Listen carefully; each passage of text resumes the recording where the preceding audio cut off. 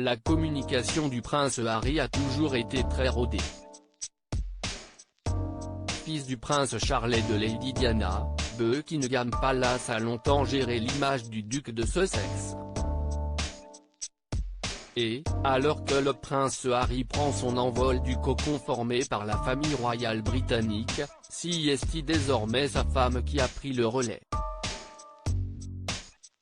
En effet, le magazine Point de vue, spécialisé sur l'actualité royale, rapporte que le prince Harry a cédé les rênes à Meghan Markle.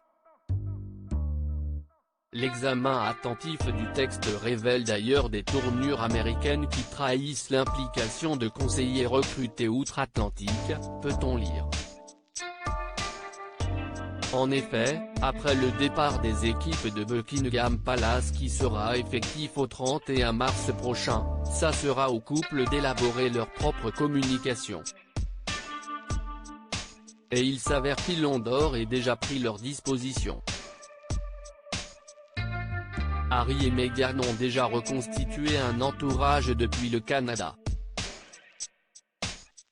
Il y a d'abord la très hollywoodienne société Sunshine Zachs, qui s'occupait déjà des intérêts de Meghan Markle et représente des stars comme Leonardo DiCaprio ou Jennifer Lopez. Kelly Thomas Morgan est à la manœuvre, une publiciste associée à Ken Sunshine, fondateur de Sunshine Zachs, peut-on lire dans Point de vue. Une nouvelle qui risque de ne pas ravir la reine Elisabeth II, chamboulée par le départ de son petit-fils outre-Atlantique.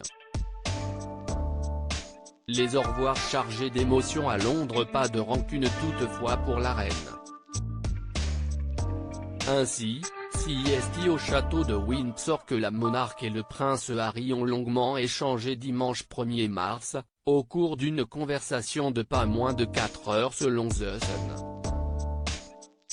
La reine avait beaucoup de choses à dire à Harry et c'était le moment idéal pour eux de dire ce qu'il avait à dire, précise ainsi une source au tabloïd britannique, qui ajoute que c'était la première fois que la reine avait la chance de parler à Harry et de vraiment découvrir quels étaient désormais ses plans.